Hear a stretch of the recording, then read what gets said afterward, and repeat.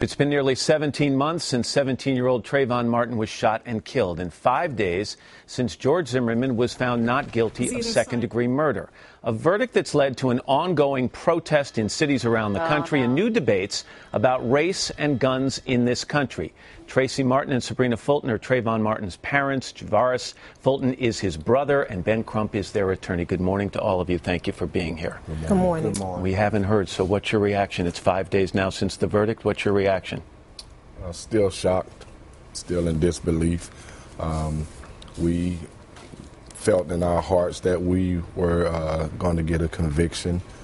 We thought that the killer of our unarmed child was going to be convicted of the crime that he committed. You say shock and disbelief. Ms. Fulton, reasonable doubt is something we're hearing from some of the juries. Do you understand, jurors, do you understand how they might have found reasonable doubt? I don't understand if they were looking at it from Trayvon's point of view, because he was a teenager. He was scared. He did run. As far as if he ran home or not, I mean, if somebody is chasing me, I don't think I would run home and bring them to my house. We have heard now from juror B37, and she's told us some things about what went on in that deliberation room and what they were thinking during the trial. She was asked if she thought that George Zimmerman racially profiled Trayvon. She said no. She was asked if she thought race played a role in this tragedy. She said no. What's your reaction to that? Obviously, anytime you have a person that makes an assumption that a person is up to no good, there's some type of profile in there. Was he racially profiled? I think that if Trayvon had been white, this wouldn't have never happened.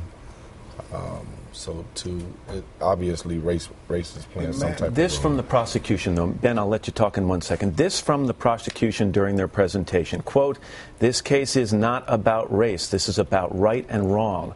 What if Trayvon Martin, it was Trayvon Martin who shot and killed George Zimmerman, what would your verdict be? That's how you know it's not about race." That's from the prosecution. Do you think that had an impact on this jury? I think that they cut down to the heart of the matter, Matt. If the roles were reversed, what would the verdict have been? And George Zimmerman, the defense played that witness who said her place had been burglarized by an African-American teen. So in some way they tried to suggest that this allowed for any black male walking through that neighborhood, the neighborhood watch could profile and follow him, and that's not right. Let me ask it in a different way then. Do you, as Trayvon's parents, think that the prosecution handled the issue of race in a proper way during the presentation of this case? With legal questions, man, I think it's hard for them. They were parents wanting justice, and the prosecutors Well, let me turn have it then strategy. this way, though. Were you happy with the way the prosecution handled the case in general? Do you have any concerns about that? We were happy they brought the case, man. A lot of prosecutors wouldn't even touch the case, so we applaud Ms. Corey's office for bringing the case. A lot of people said no. Let me ask you more about B37, the juror who said that when that 911 tape was played and those much disputed cries for help that took place before the shot that killed your son, she said she was sure that the voice crying for help on that tape was George Zimmerman's voice. And I totally disagree.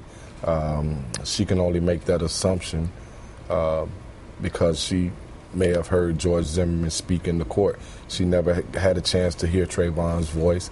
We know in our hearts that was our child screaming for help. Ms. Fulton, here's something Mr. Crump said. After the jury was selected, it's important that they know, meaning the jurors, Trayvon Martin's parents have put their faith in the justice system. They're praying the justice system doesn't fail them. They want justice for their son. Do you think the legal system failed Trayvon? I think it failed Trayvon to a certain degree. I think we let the process take its course. We didn't get the verdict that we were looking for because we wanted him to be held accountable. Our focus has continued to change. I mean, first it was for the arrest, then it was for a conviction. So now, we moved on to a different focus. But yes, I think we were disappointed. Would you say anything to the jurors? Do you have anything you'd like to say to them? Obviously, they tried their hardest, but would you like to say something to them? I really don't have anything personal to say. I just didn't understand how can you let the killer of an unarmed child go free. What would your verdict would have been if had it been your child? And there's no winners in this case at all. But it's just I want them to put themselves in our shoes. Streets in some cities around the country have been filled with protesters since this verdict was handed down on Saturday night, Ms. Fulton. Sometimes those protests have had violence associated with them. What would you say to people who feel the need to voice their opinions about this case and this verdict? What would you say to the people in the streets? Well, we have always maintained to do things decent and in order, and we think the protest should be peaceful protests. We're not saying for them not to protest because they have a right to protest. They have a right to be heard. But we just want to make sure that it is peaceful, that nobody gets hurt, that nobody gets arrested, that you don't damage your own property. You're a family with faith. You rely on your faith in hard times. Does your faith allow you to forgive George Zimmerman? I think that the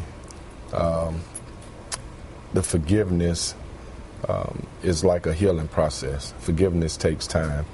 The Bible says that you have to forgive and forget, but also the healing process is a long process, and the forgiving process is a long process. George Zimmerman's attorneys say he's facing death threats. He's in hiding. Some are comparing his situation right now to Casey Anthony, who was cleared of murder charges for her daughter, who's living in hiding and is an outcast.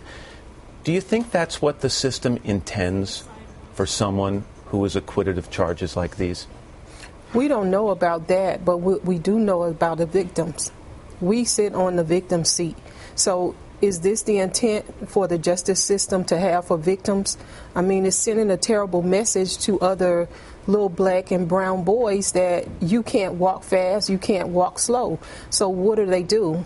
I mean, how do you get home without people knowing or either assuming that you're doing something wrong? Trayvon wasn't doing anything wrong. Would you like to see federal charges brought against George Zimmerman? Will you file a civil suit against him? We would like for the federal government to look into it and weigh all of the options. And we just, as parents, we just feel that there could have been something more done. And more for you to do? Definitely. We have a lot of work ahead of us. We're working diligently with the Trayvon Martin Foundation, a foundation that we've co-founded.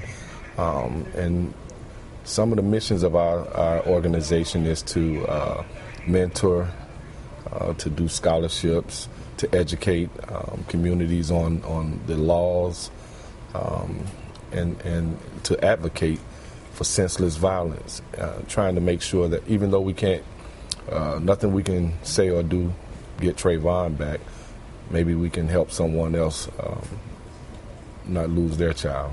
Well, thank you all for being here this morning. I really appreciate it. Thank you.